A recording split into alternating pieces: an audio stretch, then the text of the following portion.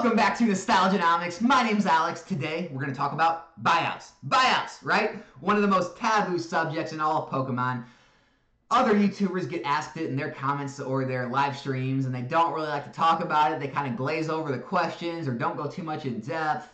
And, it's seen as kind of scummy because you're just doing it for financial gain, for the profit on the flip. You're not really worried about the art or the collectible value of the card. Collectors hate it because you're raising the value of the cards, right? And, no one wants to talk about it. Well, hey, I'll talk about it. I know there's a whole group of people out there that are really interested in it, how they work, what you look for when you're buying out a card. Do you buy out every card? How to structure a buyout? What kind of gain you're looking for, where to buy, where to sell, and how they work out. How much money do you actually make doing it? How long does it take? So I'm going to get into all those good things in this video. But first, I do want to ask you to please subscribe to the channel if you haven't yet and you do enjoy this content. And, hey, leave me a comment. Let me know how I'm doing. Let me know what you think about, buyouts in general. If you are thinking about doing one, if you have done one, if you think this is just absolute trash, you should be taken down immediately because this hurts the hobby. All those types of things, good or bad, I want to hear it. Let me know. So, jumping over here, this is zngemporium.com. So I'm going to give a shout out to Z. He's got a YouTube channel. He put a ton of work into creating this website. He doesn't really update it anymore because he has so much other things going on. But I'm so glad he left it up as a resource to look back on, because if you just go to psa.com, you can't look at all the old data of what the pop reports were at. You can't look at, what the market was at the time. You can't look at the percentage of hitting a 9 out of a 10. All this great data that he put together for us. So shout out to him. This is really going to help the video today. So what do you look for when you buy out a card, right? Is it the most popular card in the set? Is it the most scarce card in the set? Is it the most liquid card in the set? What are you looking for? So a card that we ended up choosing, and we did multiple buyouts back then, so this is just one of them, but I wanted to share this because I think it's the most realistic one. Some of the other ones kind of got caught up in the hype, and they kind of went to the moon, and we made ridiculous amounts of money on them, and I don't think that's good because it's not a realistic view, and I'm trying better to not give unrealistic expectations in my videos after I kind of got called out for doing that. So I want to give a more realistic time frame and profit that you can make. So one of the cards we chose was first edition Team Rocket Dark Magneton PSA 9s, not PSA 10s, okay? So the first thing we looked at was the pop reports. Back then, the PSA 10 was at like 41, a total population in the entire world. 41. And the 9s were in like the mid 40s, or mid 400s, sorry. Okay, so keep that in mind. You can look at, Z's numbers on the percent chance of hitting a 9 out of a 10. It's about 8% chance you're going to hit a 10 if you grade a mint card, okay? Super hard to get. At the time, there was one PSA 10 on the market for $4,500, and there was one on the sold listings on eBay for $4,000 or best offer. That's it. That was the market. That was all the 10s there were, okay? Now, at the time, the 9s were only $180, ranging all the way up to the high 200s. But the lowest price was $180. So, to put this in perspective, look at these other cards. Look at the multiples on them, right? $250 for a 9, $800 for a 10 on a Dark Gyarados. Little over a 3 times multiple. Dark Golbat, $150 to $400. Little over a 2 times multiple. Even like the, expensive cards. Dark Charizard, $1,350 to $6,750. What is that, a 5-6 times multiple? That's it? At the time, the Dark Magneton had a 21 to 22 times multiple. It was ridiculous. It was outrageous. And so all those kind of data aspects we took into account and said, you know what, this is our card. There were only 10 PSA 9 Dark Magnetons on the entire market at the time. All right, I'm going to go to a spreadsheet now. Okay? So basically, your choice was to buy a PSA 10 at $4,500, or if you didn't want to do that, if collectors just wanted to have the slab at a high grade, they could buy the 9s. Well, so what we did is we saw there was 10 on the market, so we bought one out. We just bought one, we got it in, we got physically in our hands, we listed it for $400, okay? After that, we bought out all 9 in one day. One day.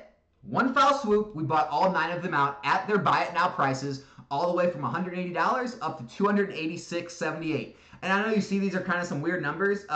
This was bought out in Australia. This was bought out in Europe. So we bought out the entire market worldwide. I wanted to make sure there were no listings for that card anywhere on eBay on any country in the world.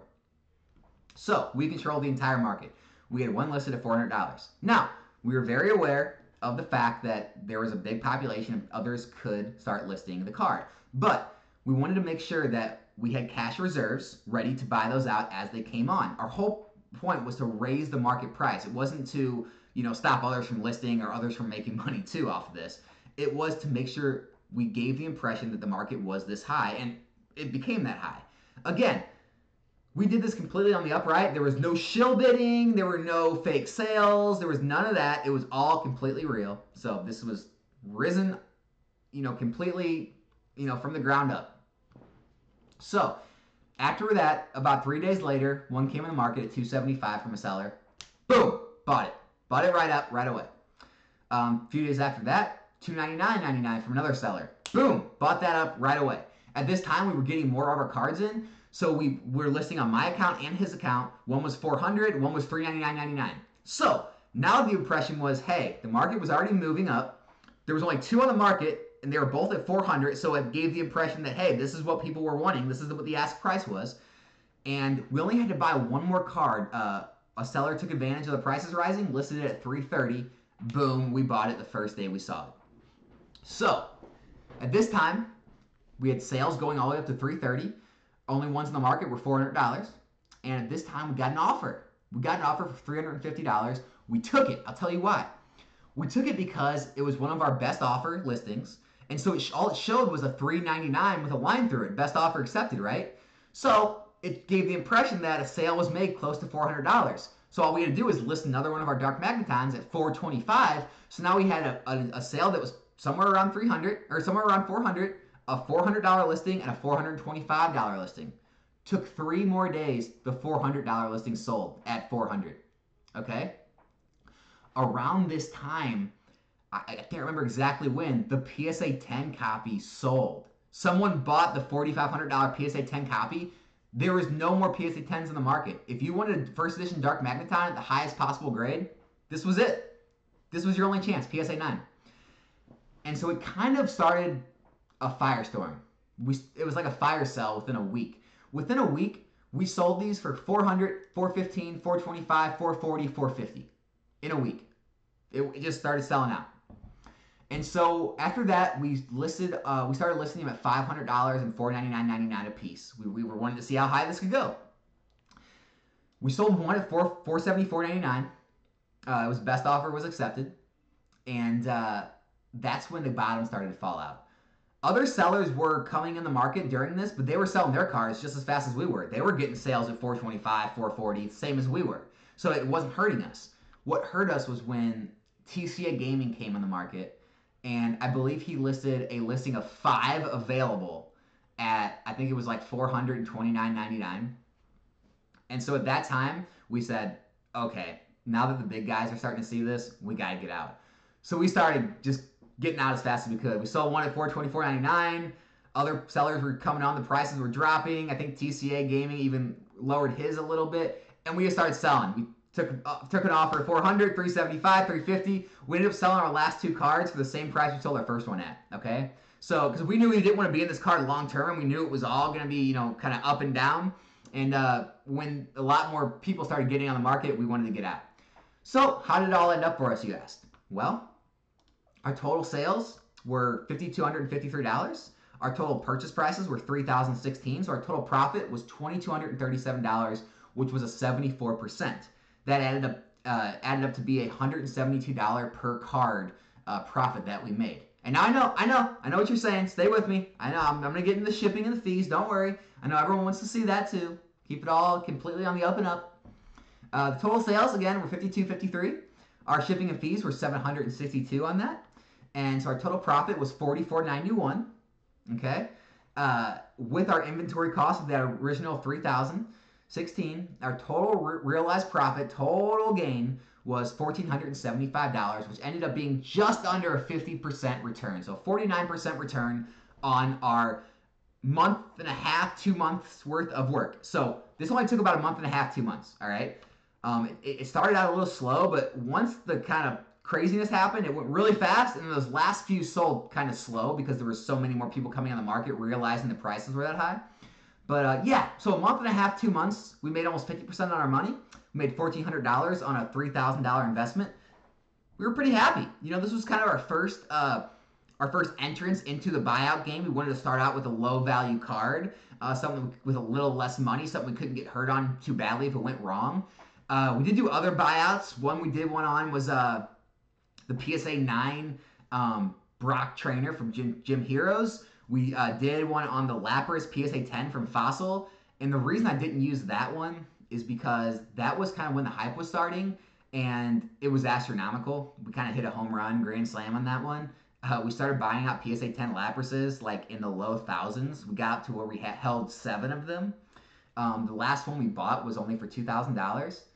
And yeah, they ran up like absolute crazy. You can see they hit like $5,500. I don't know what they're going for now. We're completely out of them. But yeah, it got to the point where we were, we sold a lot of them in the, $3, $4, up to $5,000 range. So yeah, it was crazy. I didn't want to use that example because it gave unrealistic expectations, which I don't want to do on my channel. So yeah, I think this was a pretty realistic expectation. This was kind of before all the crazy Logan Paul hype. I guess there was still some hype in the market, but it was just a regular card that we found to have some off analytics. Basically the prices, the market supply, the multiple on the 9s and 10s was a little off, and we thought we could capitalize on it, which I think we did. A lot of our other buyouts did go better than this. We didn't lose any money on any buyouts that we did, so it takes a little work. It's not a passive investment, but there is money to be made if you know what you're doing. So I hope all this information helped you out. Let me know what you think. Let me know if you're going to try a buyout in the future. And hey, maybe subscribe to the channel if you like this kind of content. My name's Alex. This is Nostalgianomics, and I'm out.